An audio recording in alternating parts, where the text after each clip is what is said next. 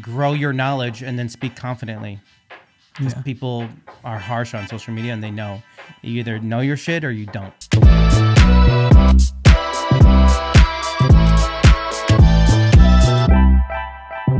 So tell me, baby, who do we got on today? Today we have on Joseph Aziz, owner of Prestige Property Group, a brokerage of 40 agents and counting. Joe personally sold over $200 million in real estate and runs a successful YouTube channel. Everybody welcome on Joseph Aziz.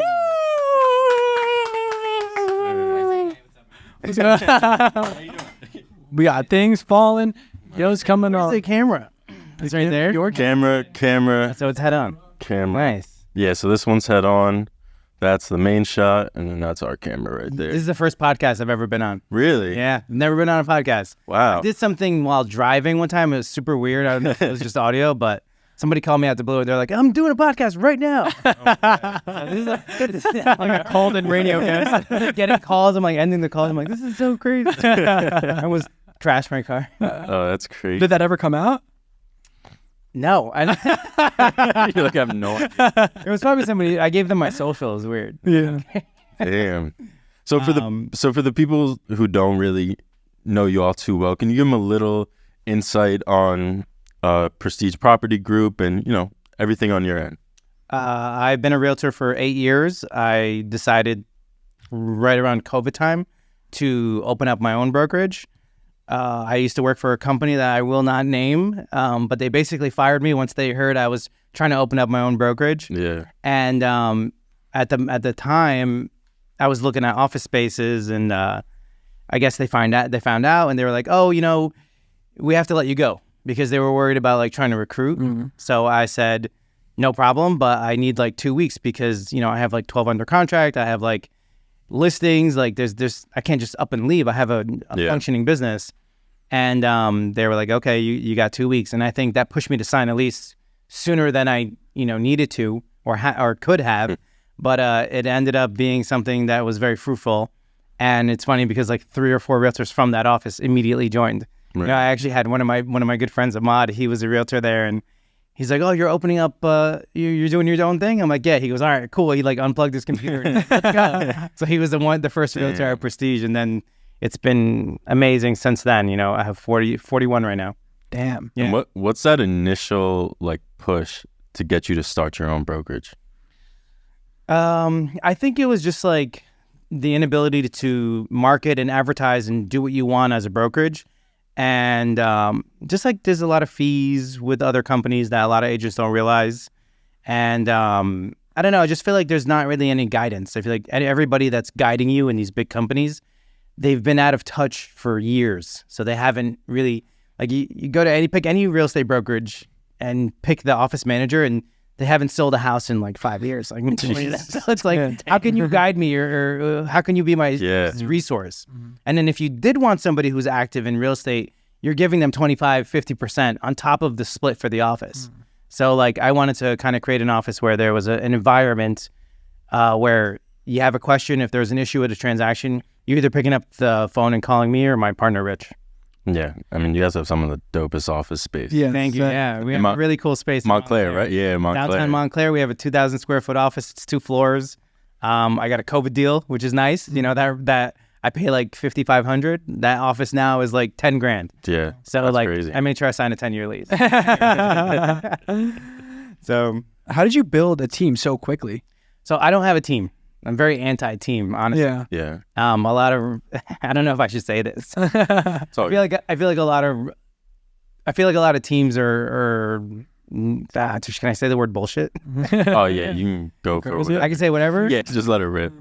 All right. So the one thing about Prestige is we don't hire new realtors. So if you're working with an agent at Prestige, chances are they're a good realtor, right? Mm-hmm.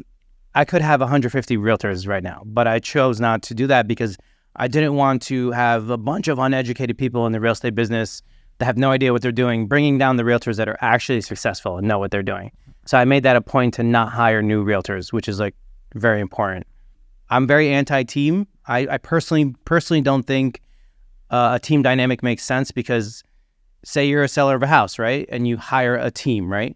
You're hiring the team leader. The team leader is the person that's actually selling real estate. They know what they're doing. They know how to handle transactions and situations based off their experience, right? Yeah. So I'm Joseph. I build a team. I hire 4 realtors that have no idea what they're doing, but want to learn and will do anything because they don't have no idea what they're doing. The problem is at the inspection and the appraisal and throughout the entire process, those are the people that you're constantly dealing with, not the team leader. So I've been in many situations where I'm the buyer's agent and I'm like, oh, there's a team. Okay, that's a listing agent. And I'm dealing with 4 different people. It's like, hi, I'm Jen. Hi, I'm John. I'm doing this. I'll be here for the inspection. It's like, it's very, I don't think it's proper representation of either a buyer or a seller.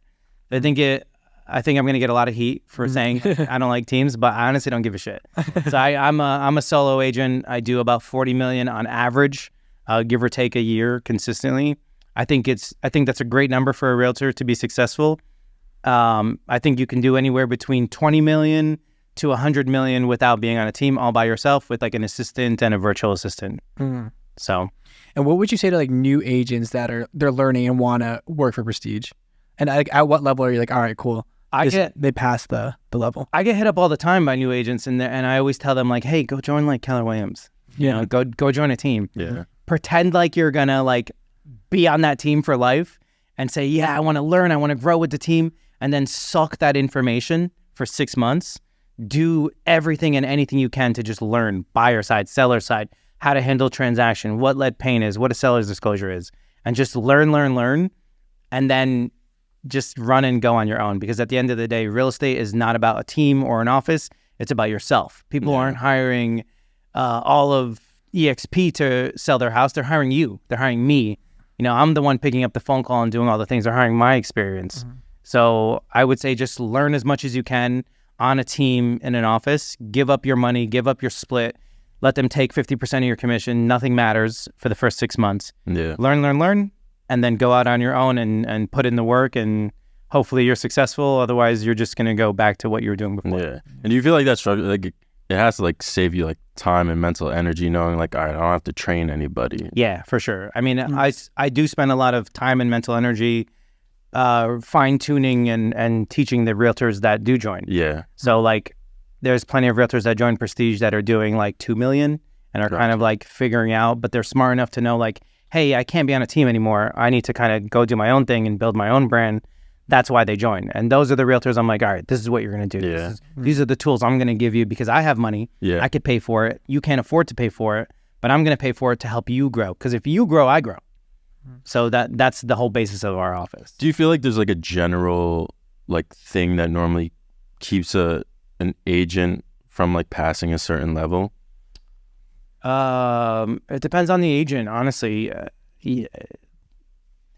I think consistency is the biggest problem for all realtors. Consistency with cold calling, consistency with door knocking, even consistency with something so simple as like social media. Yeah. Like, no, I don't know one realtor that picks up their phone every single day and posts a story, even though it's so simple. Like, you're going to an inspection anyway. You're going to an appraisal anyway. Why not just film it? Yeah. Why not post it? Why not post it on 2 accounts? Why not post it on WhatsApp? Yeah. Why not post it on Snapchat? Why not post it on TikTok? So like everyone can learn together. Yeah. If you don't know what you're doing, you should be posting what you're doing. Exactly. Nah, you're definitely like every time I go on Instagram, I can count on I'm a Josie's fucking story. I don't get And it. it's not even like you're not just like posting, you're engaging too. And I feel like we always say like, that's such an important aspect of social media. It's like, not everyone who goes obviously to your Instagram is going to buy a house from you. But There's definitely people that come to my Instagram for knowledge, and they're like, "Oh yeah, I have a realtor." I'm like, yeah, but we believe in like if you provide like good information, like somewhere down the line when someone is looking for someone like respectable, then they'll be like, "Oh, what about that guy that gave us?" Yeah, for sure. I think I get a lot of. I mean, you'd be shocked at like what I get from social media. LinkedIn is actually a big lead source for me. A lot of people don't realize, but I was like a LinkedIn junkie like 6 years ago. Oh, wow. Yeah. I just went fucking nuts adding people on LinkedIn like 6 years ago. And now LinkedIn is like probably one of my biggest referral sources. And it's good to referral source because it's like professionals. Yeah. It's not like, some guy on Instagram who's like living in a basement like, oh, I want to buy a house. Yeah. the last 5 years, the rates were so low. There was so many new realtors in the market that people really weren't doing their due diligence about who they were hiring as a realtor. So then you have like a first-time buyer who hires a first-time realtor, and maybe they sold 5 homes, right? Nowhere near enough experience to represent a buyer correctly, right? You can do it. Any schlep can sell a house. But I'll give you an example of a situation that's going on right now. I got a call from a couple. They were like, "Oh, we want to sell our house and we want to buy another house." Yeah. And they called me, and I always look up. I look to see what they paid for it to make sure there's no negative equity and all that stuff, COVID forbearance, all the due diligence before the listing appointment. And I see they bought it from a realtor who represented them on the purchase a few years ago, and it's a realtor that I know. And I'm like, this is going to be awkward and weird, right? So, but business is business. And I went on the listing appointment. He's not in a prestige office. So I was like, competition, but not really, right? But I went on the listing appointment, and I did the whole listing appointment, gave them my spiel. And I said to them, I'm like, hey, why aren't you using, we'll call him John, right? Say, why aren't you using John? So I just had to make sure it wasn't actually John. Right? I was like, why aren't you guys using John? He's the one who sold you the house. And they said, we were first-time buyers. We didn't do our due diligence. Yeah. We don't really feel like John has the skill and capability that you have. And it just goes to show you, all right, for example, they're selling that house for $550,000, and they're buying a $1.2 million house. So that's almost $2 million in sales right there that John lost out on because either he didn't stay in touch, or he didn't impress them, or he just he didn't stay in their line of vision. He truly didn't grow as a realtor, clearly. If he sold them a house about 3.5 years ago, and they definitely have to be Instagram friends, right? Because they did a whole transaction together. They're probably looking at his stuff and then looking at my stuff and saying to themselves, there's a major difference here. And I have 2 kids, and I need to make a smart financial decision. Definitely. And now it's time to do a little research on who we want to hire to sell our house and close on the new house and make it seamless. So it's unfortunate, but I think a lot of realtors struggle with that. Yeah. When did you first know that you needed to start putting out content? I don't know, honestly. It kind of just happened naturally. I've always been a content person, when I was younger, I would just post bullshit. Like, oh my God, I got new towels, or I just, I post the dumbest things, or my dog. But I think as I increased my knowledge with real estate, I started posting more because I obviously gained confidence. Yeah. And I think a lot of realtors, even realtors at my office, sometimes don't post because they're not as confident because they don't have that information. You know what I mean? Yeah, 100%. So I guess anybody watching this, grow your knowledge and then speak confidently. Because people are harsh on social media, and they know. You either know your shit or you don't. Yeah. Yeah. Especially in your space too. I feel like it's a lot of no. Oh yeah. Don't even. So your DMs fill up quick. Oh, I've kicked people. I do real estate interviews, and people come to the office and try to I would love for them to join and grow, but a lot of people come in with arrogance, and they'll say, "Oh yeah, I want 100%," and I'm like, "This isn't EXP. This is an office that you come in and learn and grow. Yeah. If you're not looking to do that and you're coming with arrogance, you just don't fit the vibe of the office. Yeah. So it's time for you to go. Yeah. Was it always real estate? Was there something? No, honestly, I wanted to be a home inspector. It's funny because I spent $6,000 and 6 months taking the home inspection course at Inspection 21 in Paramus. Okay. And I was a realtor that wasn't successful. And I was like, fuck this. I need to make money. And I was like, yo, home inspectors are making $600 a pop. And they're doing 3 home inspections a day. I'm like, this is the move for me. And I've always loved homes and all that stuff. So I'm like, let me just do this course. So I did that course, and I quickly realized a couple things. Don't go to an inspection school dressed like a realtor, because all the guys that go to inspection school are plumbers and HVAC guys and contractors. And remember the owner of the school thought I was a spy because I would show up in a suit. This guy showed up in a suit. Who the fuck? And then the guy next to me is like Tommy the Builder. He's covered in paint, and we're all learning about HVAC. But I will say the funny thing is that journey of the home inspection school and getting that certification has helped me tremendously be a better realtor. And once I started promoting that I hold a home inspection certification, and I can go into a house. Like when I look at a house, it's very different than when like another realtor looks at a house. I walk in there and I'm like, let's go right to the basement. Like, let's stand outside, look at the grading, and then we'll go inside and look at the basement. You know, like furnace, foundation, sill plate, electrical work, the panel, the service outside. Like, I look at all that stuff first, and I think buyers really appreciated that. Yeah. And they started like seeing like, I started to see a lot of like, hey, we're working with a realtor, but like, they don't really know anything, you know? Or they'll walk into a house that's renovated and say, look how pretty the kitchen is. And then next thing you know, it's like a pre-1900s house with like foundational issues and like nothing was done right, you know? So I think that skyrocketed my success as a buyer's agent. And then I started to use it to my advantage as a listing agent, because I would go on listing appointments and I would point out the flaws of the house that would come up during an inspection. And I'd say, hey, sellers, let's nip this in the bud. You know, so when inspection does happen, I'm going to be there. I know exactly how to translate what the home inspector is saying, and there are no issues, you know? So that definitely skyrocketed my business like tremendously. And I still think I'm like, if you're buying a house, there's people that call me from social media that are like, hey, we found the house already and we want you to show it to us, and then we want to make an offer with you. So like, it's crazy how like marketing yourself and marketing the fact that you have that knowledge so that other people can confidently call you to represent them. It's like calling like a good attorney. Yeah. You know? What content do you feel like people gravitate to the most? I would say investing. Everybody wants to invest. I mean, the Burr method and like house hacking and all that stuff. But unfortunately, you know, we live in New Jersey where interest rates are high all over, not just New Jersey, but also like the prices of homes are high. Like if you like $650 when I first started real estate, or $550 even for a 2-family house was a fantastic budget. Now you're gonna get like some dusty ass house in like Belleville that's pre-1940 that has not been touched in 30 years and has one tenant that pays like $1,000 and like a gremlin in the basement. So You're like, and the attorney's like, you got to take it with the tenant in the basement. Oh my God. You go in the basement, it's like, that's crazy. That's crazy. I can only imagine how drastically things have shifted. It's nuts. It's nuts. It's kind of crazy. Was there ever moments where there was maybe like second thoughts to things of like, wow, things are drastically changing. I don't know if I'm going to be able to keep up, or fuck this, I'm ready for whatever's changing and I'll change with it?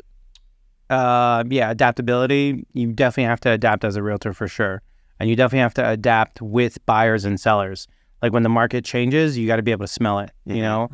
And if you don't smell it in time, you could cost your seller or cost your buyer $100,000 in equity or potential sale price. The market's weird. The market's weird. I will say this though. I feel like a lot of realtors don't say this, but I'll say this is a little hack. November, December, January, best time to buy a house. November, December, January. I have literally bought a house every December for the past 5 years. And it's like always under asking, always like fuck around at the inspection, always like get a deal somehow. Yeah. And it's, you know, if you're listing your house at that point, you either have to sell it because you're buying another house, or it's a death, or it's a divorce, or whatever situation you could take advantage of. And most people are like, I don't want to go out in the cold, or it's Christmas. Like, I'm going to spend time with my family, or it's Thanksgiving, you know? So, like, I feel like you can always find deals no matter how the market is right now. Gotcha. So people are trying to that's the time where people are trying to get rid of their house the fastest? I would say it's not always like trying to get rid of their house, but a lot of times it's like a situation where it's just like perfect timing for a buyer. Gotcha. Yeah, no one in New Jersey wants to do anything in the cold, so they'd just rather just be like, fuck it. But I'll show you a house if I'll drive in 10, 20 feet of snow. I don't care. How do you come up with your content ideas? I got to say, it's really natural. Yeah. Yeah. I just pick up the phone and I think I'm lucky to have like the personality where like, I don't give a fuck. Like I'll like there's times where I'll say something and I'm like, oh fuck, that's not even right. Like that's not even accurate information, but like whatever, it's content, right? If people are correcting me, I'm like, you're right. No, yeah, you're right. right. It's good for the algorithm. And I'll post that they were right. You know, exactly. I think consistently and just the ability to just not give a shit about what other people think is the most important thing as a realtor, but honestly across all fields. Like even in your field or attorneys or whatever. Well, maybe not attorneys, actually. I take that back. Don't be an attorney and post wrong information. You end up in jail. Oh, yeah. Jesus. So you're just always on the go with it. You just have no kind of plan. You just whatever comes to your mind, you're throwing. No, there's definitely days where I plan content. Like I'm doing a 3-family house right now in Netley. Yeah. You know, I went there day it closed. I went there when we gutted the house. I went there when we framed the house. I went there when we did the the rough electrical, plumbing, and HVAC is being done right now. So when that is done and I have the house cleaned up, I'll do a general cleanup. Then I'll have a day of filming at that house, and I'll talk about the HVAC. I'll talk about the electrical and all that stuff, and that'll be like content days. But I'm talking like social media stuff. I just pick up my phone and record like stories and stuff. Yeah, I think people just appreciate that. Yeah, definitely. It allows people to just, like the YouTube stuff and like or the walkthrough videos and stuff. Like there's part of that that's, you know what I mean, slightly staged at times. You're making sure what you're saying is like, if you have to go over something again. But I feel like when people just see your face on the phone, like you recording it yourself, there's that stuff a bit of authenticity. Is it scripted or written? You know? Yeah, no, not like scripted or written, but there's certain points that you have to make sure get touched on, and certain parts of the house compared to just being in the car fielding a question, people giving your their opinions, and then you reacting on their stuff. It's just like a real like real time sort of reaction. You're talking when people ask questions on social media? Yeah. I think that's what every realtor's afraid of, because they don't have the answer, right? Like if you're posting about a new loan that came out or a specific program, and you have one person that DMs a general question and you can't answer it, you really shouldn't be posting, you know? Like maybe that's why I always say like get informed, get educated, make sure before you throwing content out there. Yeah. But when I like schedule filming days, I just kind of get there and kind of do what you guys do, where you like plan the whole shoot and then do the shoot. Yeah, exactly. Yeah, just like briefly go over, all right, we're going to touch on this, that, and that. Exactly. We didn't really do that here, though. You're like, all right. I'm 10 minutes late. Adam, so if you're starting off to be a realtor, what platform, if you haven't picked, be a real estate agent? Don't be a realtor, please. No more realtor. What content, if you could pick one platform to focus on, would it be YouTube, Instagram, Facebook? I think everything is kind of like at a lull except for YouTube. And I think YouTube is the hardest. Yeah. I have, no big deal, 3,100 YouTube followers and over 300,000 views, because I always look at that stuff. Come on, Ben. And you got the numbers up, Ben. I'll tag you guys. I'll put you guys on my show. Yeah. But I have over 100 videos, and I'm constantly putting stuff out. I could definitely post more, but I feel like it's funny because listen, I don't know if I should be saying this because I don't want to help realtors that aren't with Prestige, stuff that I give Prestige agents. But I'll say this.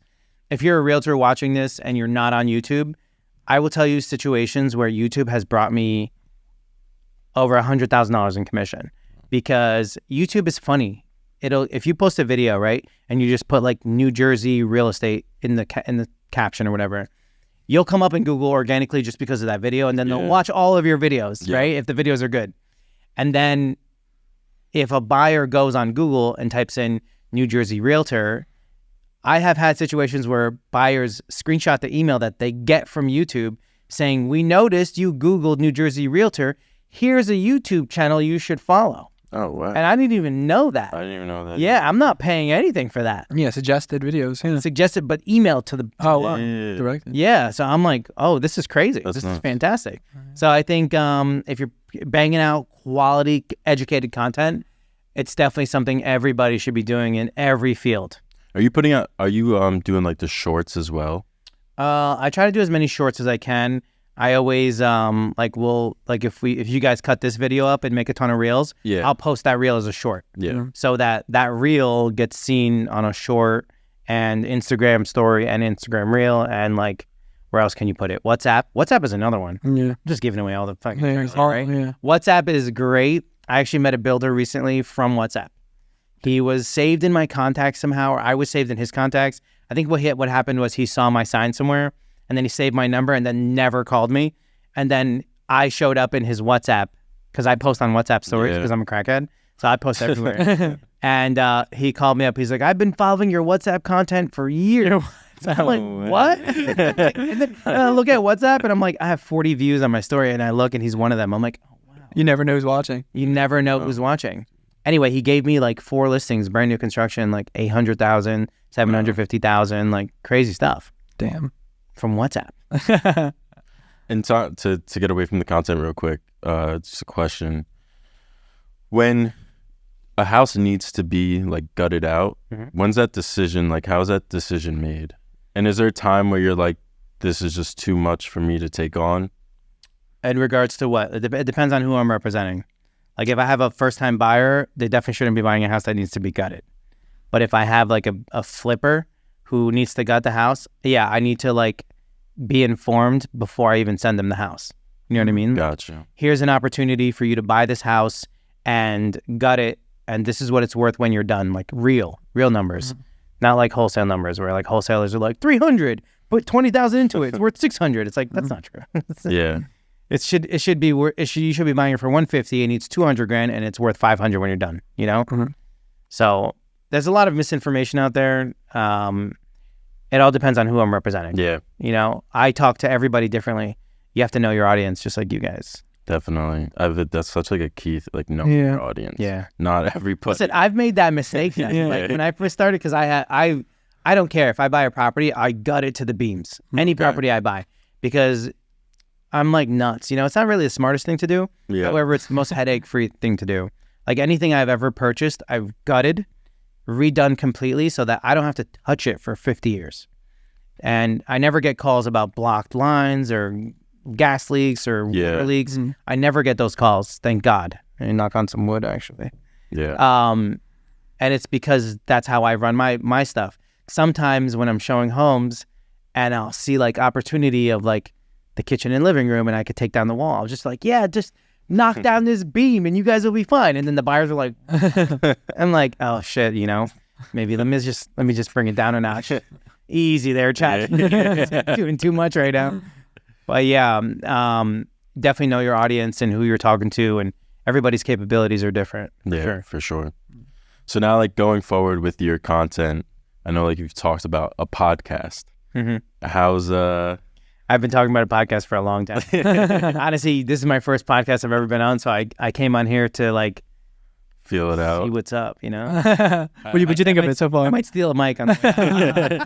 I mean, you have a good setup where it's you would great. do it. The setup is great. It's the time to do both the YouTube channel and the content, but then like you could film a podcast video and then post it on your YouTube channel too. You know, so like there's so many opportunities. I really was really busy the last like 2 years, like crazy busy. It is like, I feel like for us, we were talking about doing one for a while too, and it's just like, where do you find the time? But then like once it got going, I mean, there's obviously weeks and times where. So I'm gonna turn the tables here and ask you guys a question. Go for it. What made you guys pull the trigger on the podcast? We had the capabilities to. So like why? That was like the main reason. I was like, we have all the equipment, we have all the money, you know what I mean? And we felt like what we wanted to talk about would be like, we create relationships every day of our lives. Yeah, and, for sure. We knew we could get people to come on. So what, from the time you guys said we want to do a podcast to the actual first filming of the podcast? It was a week. Really? Yeah, I ordered the mics and we're like, fuck it. Well, when the final, the content that you put out. Yeah, it was a week later. Really? Oh yeah, it was. Oh, that's fucking. What are kids saying nowadays? That's spice. That's spice. Like our idea was like, okay, we'll film a bunch X amount a day, and then we'll be good for some time. Yeah. But then you realize when you schedules line up and cancellations, stuff where we have to go. I mean, we didn't miss a week until like 2-3 weeks ago. And it was just because of a shitstorm of things. But still though, you guys did it within a week. That's fucking awesome. Yeah. Man, it's evolved over time. Yeah. You know what I mean? But like he would like look into things of like how fast do podcasts kind of shit out. Like what mark should we get to where it's like, okay, now it's like easier to kind of keep going. Because you could just put out content and nobody watches it. Yeah, exactly. I mean, That's my fear. And the good thing, and there's definitely podcasts that it happens to. Luckily, we've had on some. I was gonna say, do you guys have people on the podcast where you're like, oh, nobody's gonna watch this? This is terrible. There's times where it's like we had like our boys on, you know what I mean? we know certain people don't have the same followings as like, we've had on but it's so fun. Musicians and MTV models who are like, we know their following is gonna Who's the coolest person you guys have had on the podcast? Ben, you can answer this question. Well, Currently. Well, yeah. Yeah, the dude who's Joe Aziz. sitting right across. I mean, come on, yeah. No, I was I thought it was kind of cool when he had an AK, and Yeah. prior I had no like knowledge. Yeah, he's a musician from my town. He has like cool. 1.5 million on YouTube. Shit. What kind of music? Rap. It's like rap, like Nice. singing kind of deal. But we had on one I actually enjoyed. Her name's Darren Page. Uh-huh. And beforehand, She was on Love Island, I think. No, Double Shot at Love. she was on Double Shot of Love. I think she was on Love Island. He was also on Love Island. Love Island too. Oh, cool. Very cool. But it was like maybe like our 5th episode, and Yeah, it was so beforehand I was saying to Joe, I was like, I don't know if I want to have one. You know what I mean? Like yeah. Instagram model, this, that, Why and not though? completely changed my mind. Listen, Like I the feel like you can conversation learn from everybody. No, 100%. And that was because going into it, I was like, well, if I am going to be doing this, I want to spend it having quality conveation with people and not just like talk about, posting feet pics or like whatever, which is We touched what on Joe touched. Oh yeah. Oh, she makes No, I'm not into it. But she into it and she makes the bag. Joe paid her to be on the podcast. But so I mean, like we had worked with her before. Like, she's very respectable. So like a lot of the people we have on, we have had relationships. Oh, with. cool. Yeah. But she like talking to her about like her business model to things and how she views things, and She makes good money. Yeah. She need a realtor. Is she 1099? Has she been working for 2 years? but yeah, I mean we've had on like I like Jamie from Eat Clean Bro. That was a good one. yeah, The Jamie, CEO for. Have you heard of Eat Clean Bro? Clean Bro. Yeah. Yeah. Kidding me? He was a good one. I mean, he was probably our He was intense, but he gave us a lot of lessons that were. for sure. Yeah, I used to do Eat Clean, bro. Really? Yeah, I did it for a long time. Hell yeah. Yeah. I just would like have an Eat Clean meal, bro, and then I'd have like 4 cookies. just heaved it out. Pointless, bro. Yeah, but it's been like, I don't. What episode are we on? Benny, what episode is this? 47. Episode 47. 47? Oh, 47. We're almost a year I'd in. have rather waited for like a 50 or episode 50. We'll put it down. Can we make this now? I already said. We can do the intro one more Let's time. edit. Like, hey guys, this is episode 100.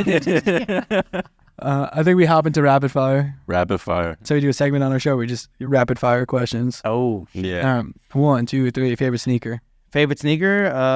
Travis Scott low top dunks. Favorite brand of watches. Ooh. Favorite watch. Favorite watch?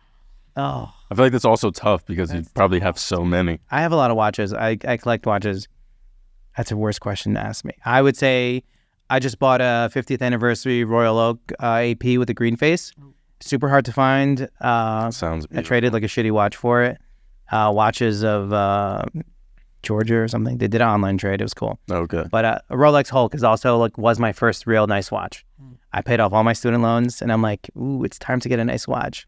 And this was like 6 years ago. Yeah. And the Rolex Hulk was like, nobody wanted a green watch. It's stupid. So I went to Coins and Collectibles. They had 2 of them for $89.50. Oh, damn. $8,950. And I'm like, oh, I wish I could buy both. And I bought one for myself, box papers, receipt. And that was my first like nice watch. Oh, yeah. And I wore it every day. And it really does go with everything. And now it's like discontinued and like one of the most iconic watches of all time. Damn, fuck rapid fire. I just want to talk about watches. Next 30 Dude, minutes. let's do it. Let's watch podcast. What do you think is a overrated superpower? Overrated superpower? None. There's all superpowers. Like I'm That's a just good trying to answer. think in my head flying. Like that'd be. I would take I any could get of to them. showing so much faster. Yeah, right. It'd be weird if you're showing 2 houses to the same client because then you're there first and then Yeah, unless you just pick them up and fly. that'd be nuts. Just get so much done, bro. What's one thing new real estate agents should stop doing? Negotiating their split because you haven't earned it. Earn that shit. Earn that shit, bro. What does Gary Vee say? Jab, jab, punch. Jab, jab, jab. Right hook. Joe, Yeah. Joe, show him your boxing move. Jesus Christ. Slip that in. Cringiest piece of content that comes up on your phone. It's on YouTube. My very first YouTube video. It's fucking terrible. I shaved my head for some reason. A weird shaved head. I was wearing like a blazer with these really tight jeans, and I'm just like, "Hey guys, what's up?" Yelling. So bad. Might have to And cut then to I that. hired the cheapest videographer I could find, and the audio is horrible. Oh my It God. sounded like the mic was in my butt. Terrible. Define yourself 3 words. The 3 words to define myself. Resilient. Resilient as fuck is definitely one. I would say funny. Some people think I'm annoying. So funny / annoying. There you go. And I would say it's got to be the third word's got to be a good word. It's got to be good. Confident. Right? Isn't it? I mean, maybe I might be confident. Who knows, though? Confidence / suspicious? Confident, if you'll allow me. If animals could talk, what would be the sassiest? The sassiest, probably my dog. He's so vocal, you know? He'll just, he's like, you ever see those videos of huskies like, so, the dog does that. He's an Aussie Shepherd. And like, if So you're not real giving him vocal. attention, yeah, he's vocal. I would love to listen to him. Just I yapping. would love to be able to talk to him. Yeah, right. I feel like he's kind of talking. He's trying. Best car meetup spot. What is it? I see like on your Instagram you'll be at like. I love cars. Cars and watches. I love. Majority of my money from real estate goes to cars and watches. We're gonna have to have a special like Cars and Joseph Aziz podcast, Cars and Watches. Yeah. No, honestly, I wouldn't do that because I'd just get robbed. When are you on the podcast next? I would say Sunday Motor Club is a very cool like spot to grab breakfast, a good cup of coffee, and just meet some cool people. Everybody knows about it if you're a car guy. Yeah. See, a lot of Porsche guys go there. It's a big Porsche thing. I found out about it from a client who he's like, hey, you have a Porsche? I have a Porsche. I go to Sunday Motor Club. I did my wedding there. And he pulled his car up into like, it's like an old gas station, Yeah. mechanic shop. And they converted it to like a breakfast spot. And like, it's a little meetup. It's pretty cool. You see like anything from a vintage Porsche to like a SF90, like crazy cars, stupid cars. Damn. Well, then on that, what is your dream car? My dream car is the car that's in my garage. It is a 2022 992 Turbo S cab. Oh. Custom built about 400 times. How long did you know? Like, how long was that your dream car? Honestly, it was only my dream car for probably 4 months. I'm the type of person where like if I want something and I put it in my head, it's gonna happen eventually, and it's gonna happen very soon because I'm gonna have severe anxiety about it and do everything I possibly can to I get it. need it. I need it now. I was in my dream car was always a Ferrari Huracan. I'm in a Ferrari Huracan. Oh my God, it's so dumb. Lamborghini Huracan, right? I'm like, I love a Lamborghini Huracan. But then I like looked at the people driving Lamborghini Huracans and I'm like, ugh.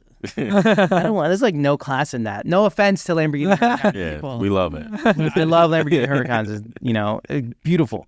But I'm like, and there's plenty of people that I know that have Lamborghini Huracans that Yeah. are going to punch me in the face after. I just, I was coming back from Montauk and I was on Montauk Highway and I was bumper to bumper traffic and I was sitting in, and I was like, there's a Porsche dealership right there.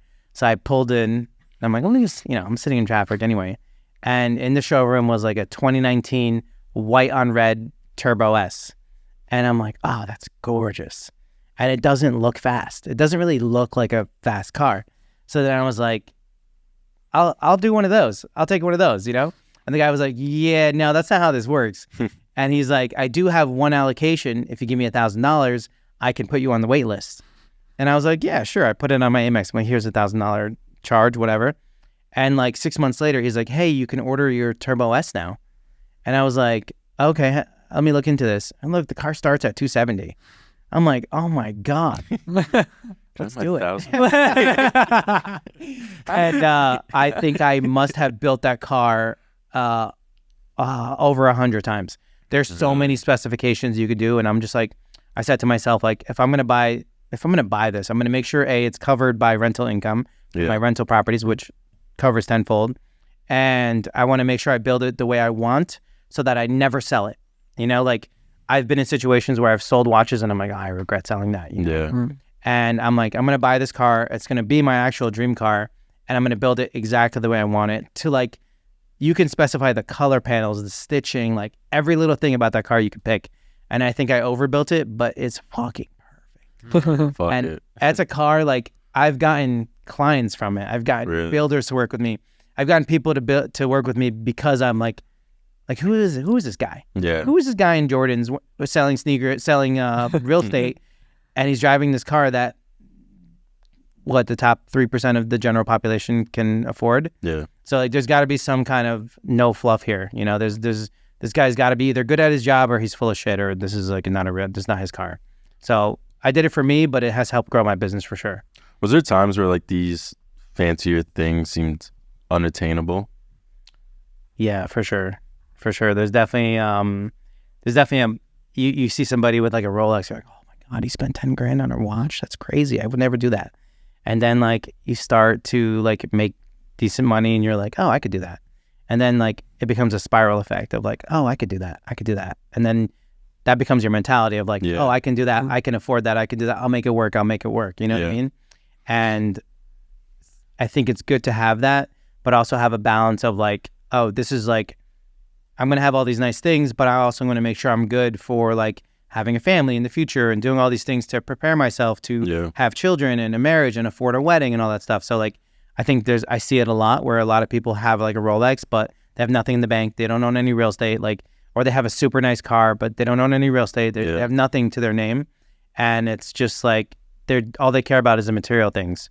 I think if you're comfortable with yourself as a person, you're a good person, you have a good head on your shoulders, you have your finances in order, you have a big savings, you have real estate that you own and you know, you're proud of and it's making you money, then go ahead and feel free to treat yourself. Gotcha. I didn't buy that car until I had at least 30 realtors in an office and I had multiple real estate investments that paid for it.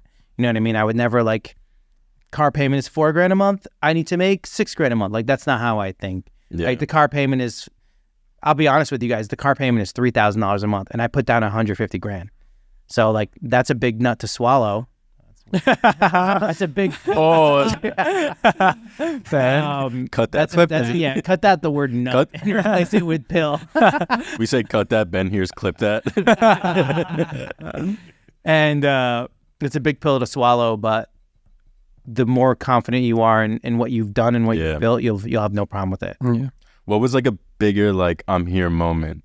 Walking into your office and seeing 30 brokers, or nobody comes to the office, dude. I have a beautiful office and maybe 4 agents go. It's so annoying. Oh, God, that's but like that, like if it were the case, like that, or like signing the papers on the car.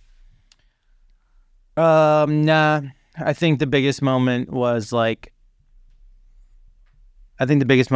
just the ability to buy real estate. Like, it's really hard to buy real estate. Like, a lot of people don't realize it, but like with interest rates being so high, even like when they were 4%, you have to show income, you have to pay taxes, you have to like put aside money and live your life.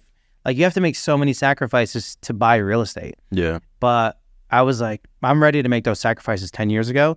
I was like, I'm ready to make those sacrifices. And I made so many sacrifices, like no vacations, no trips, no treating myself, no nothing. Honestly, I just main focus was like just hustle and make money, which like if you're 20 years old, you should do that until you're 30 and try to grow as a person throughout that 10-year period, make as much money as you can and build yourself up financially. And that's basically what I did with so many sacrifices. And now I would say I'm just reaping the rewards of the sacrifices that I made. So, yeah. What's one piece of advice you give your younger self? Don't buy anything. Nothing matters. Like I have so many cars that I spend money on. Like, I thought it was so cool. Like, all these stupid things. Like, honestly, like if you could wear the same thing every day and drive the same beater and not give a shit about what anybody thinks, do that for as long as you can. and stack every dollar that you make and put it towards real estate, no matter what. Don't listen to anybody about interest rates. Don't listen to anybody about the market. Just do your thing. Hire a professional realtor and just put all your money into real estate. And I promise you, whatever it is, you'll be fine. You'll be fine. Piece of advice you would give your older self? Try to keep growing as a person. You know, I did a lot of therapy too, because like real estate will take its toll on you, especially when you're doing a large volume of business. I'm sure. I did a lot of therapy because like there are people that don't have boundaries. There are people that will call you at 12 o'clock at night. There are people that will curse you out. There are people that will treat you like shit.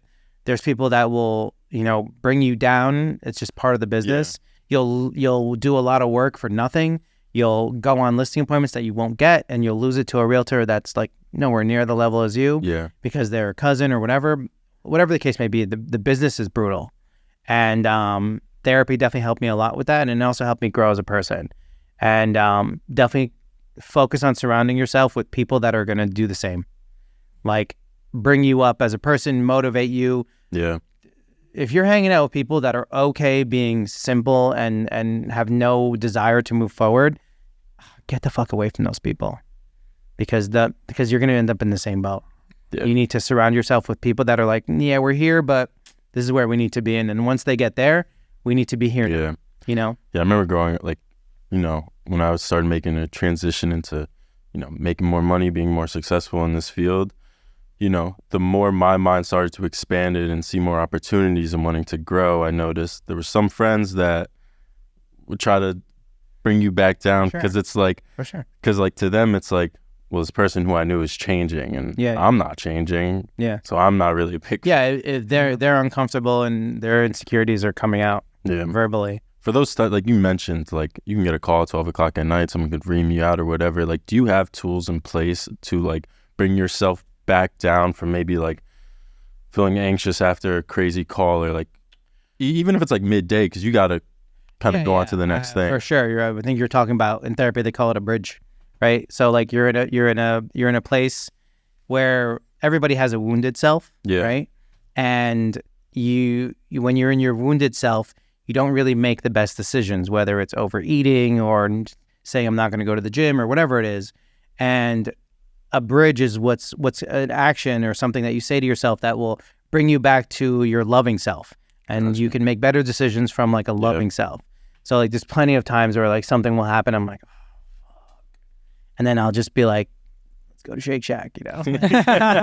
Or you could just I like that bridge. Stop. That's a good bridge. No, Shake Shack is a fun bridge.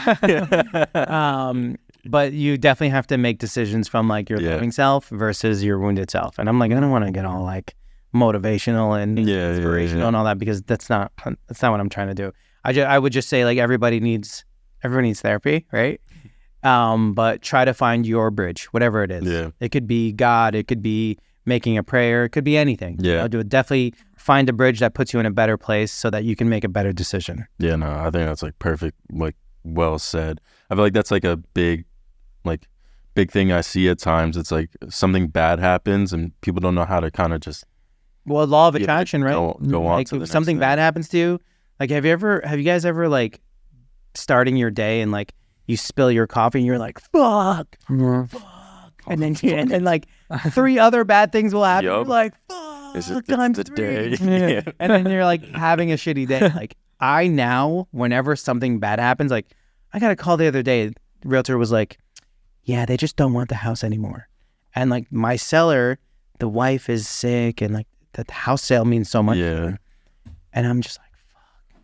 So then you like take a deep breath and you're like, okay, what's the solution? What's the next course of action? Because like if you're not that person for who you're representing, and believe me, the general public always struggles with this. And if you have it down packed, you can kind of lead them in a way. Like I had another lady, she was like so nervous about her home sale, and something happened with termites. And she just like was like, well, I'm not giving them the TV. And I'm like, all right, let's relax. I'm not going to tell the buyer that you're not giving them the TV now because the house has termites. I'm like, here's my termite guy. I already called him. Yeah. I had to give him a heads up. He's going to come to your house on Wednesday. We're going to treat for termites. And it's $1,000 to treat. I'll cover half of it. Let's get this done. And then instead of going back to the buyer and saying, there's not coming to TV, there's no termites. I'm like, hey, the sellers took care of the termites. Everything's fine. And that's the stuff that really, like, again, it's all bridges and all things that you can do for yourself, but whoever is working with you. I think a lot of people appreciate that too. A lot of people naturally see it. Yeah. You know, people get emotional. Everybody's emotional. We're human. And if you can, like, if you're in an emotional place and you're making decisions, you're like, fuck, there's going to be a point where you sit back and you're like, oh, that really wasn't like the smartest thing to do to say. But thank God for Joe, right? Thank God Joe calmed me down and walked me through it. And he helped me make a better decision. And now I'm $100,000 richer because of, you know what I mean? Like there's so many situations with real estate where that's important. Yeah, you become a therapist for your buyers, the sellers. You're everything, dude. I've sold furniture. I've sold a car before. I can do anything. That's awesome. And where can the people find out more about you? So I have a YouTube channel, Joseph. If you just type in Joseph Aziz into YouTube, I should come up, hopefully. Make sure you like and subscribe. He does. I checked it. He did? Okay, good. Yeah. And then Joe NJ Realtor on Instagram. I have a second page. It's the same shit. It's Joseph Aziz Real Estate. I post it together. Find me on WhatsApp by myself. 201-708-5067. Feel free to call or text me.